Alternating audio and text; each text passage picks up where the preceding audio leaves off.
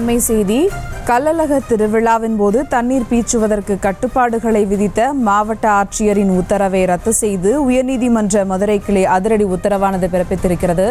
இது குறித்த கூடுதல் விவரங்களோடு இணைகிறார் எமது செய்தியாளர் நாகேந்திரன். வணக்கம் நாகேந்திரன், விவரங்கள். வணக்கம் சுபா. கள்ளழகர் திருக்கோவிலின் சித்திரை திருவிழாவின் போது கள்ளழகர் மீது தண்ணீர் பீச்சுவது கட்டுப்பாடுகளை விதித்த மாவட்ட ஆட்சியரின் உத்தரவை ரத்து செய்து உயர்நீதிமன்ற மதுரை கிளை அதிரடி உத்தரவு என்பதை பிறப்பித்திருக்கிறது. முன் அனுமதி பெற்றவர்கள் மட்டுமே பாரம்பரிய முறையில் கள்ளழகரின் மீது தண்ணீர் பீச்ச வேண்டும் என்ற மதுரை மாவட்ட ஆட்சியரின் உத்தரவை ரத்து செய்து உயர்நீதிமன்ற மதுரை கிளை உத்தரவு என்பதை பிறப்பித்திருக்கிறது. பாரம்பரிய நடைமுறையை பாதிப்பதோடு பக்தர்களின் மனதையும் புண்படுத்தும் எனவும் அந்த கருதுவதால் மாவட்ட ஆட்சியரின் உத்தரவை தடை விதித்து உயர்நீதிமன்ற மதுரை கிளை உத்தரவு என்பதை பிறப்பித்திருக்கிறது. கோயில் பாரம்பரிய நடைமுறைகளில் மாவட்ட ஆட்சியர் இதுபோன்ற உத்தரவுகளை பிறப்பித்தது ஏன்?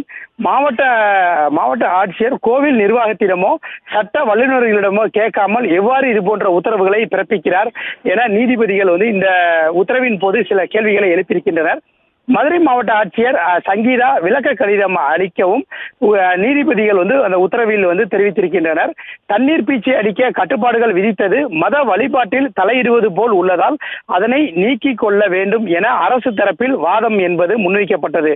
மதுரையைச் சேர்ந்த ரஞ்சித் குமார் உயர்நீதிமன்ற மதுரை கிளையில் தாக்கல் செய்த மனுவில் மதுரை சித்திரை திருவிழா மிகவும் பிரசித்தி பெற்றது. அதிலும் கள்ளழகர் ஆற்றில் இறங்கும் வைபவம் மிகவும் சிறப்பானது. அழகர் ஆற்றில் இறங்கும் போது அவர் மீது தண்ணீர் பீச்சுவதை நேர்த்திக்கடனாக வைத்து பக்தர்கள் செய்வது வழக்கம். இந்த நிலையில் இந்த ஆண்டு கள்ளழகரின் மீது தண்ணீர் பீச்ச முறையான பதிவு செய்து முன் அனுமதி பெற வேண்டும், பாரம்பரிய முறையில் மட்டுமே தண்ணீர் பீச்ச வேண்டும் என தனி நீதிபதி உத்தரவு பிறப்பித்துள்ளார். அதன்படி அருள்மிகு கள்ளழகர் கோவிலில் இணை ஆணையரால் அனுமதிக்கப்பட்டவர்கள் மட்டுமே எதிர் சேவை நிகழ்வின் போது கள்ளழகரின் மீது தண்ணீர் பீச்ச இயலும். இதனால் என் போன்றோர் மிகுந்த மன உளைச்சலுக்கு ஆளாகியுள்ளனர். இது தனி நபரின் வழிபாடு மற்றும் உரிமைகளுக்கு எதிரானது.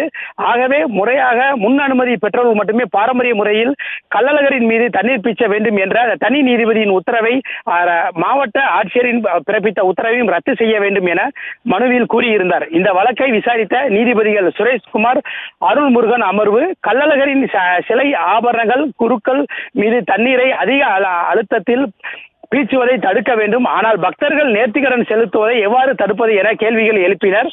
அரசு தரப்பில் ஆஜரான கூடுதல் தலைமை வழக்கறிஞர் வீரா கதிரவன் தோல் பைகளில் தண்ணீர் நிரப்பி இடுப்பில் கட்டிக்கொண்டு அழுத்தம் கொடுப்பதை தண்ணீர் பீச்சுவது, கோடை காலத்தில் தண்ணீர் பீச்சுவது அனைவருக்கும் இதமாக அமையும், கள்ளழகரின் ஆசி பெறும் வகையிலேயே தண்ணீர் அனைவரின் மீதும் பீச்சப்படுகிறது.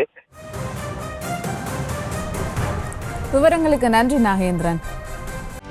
செய்திகளை உடனுக்குடனும் துல்லியமாகவும் தெரிந்து கொள்ள சப்ஸ்கிரைப் பண்ணுங்க.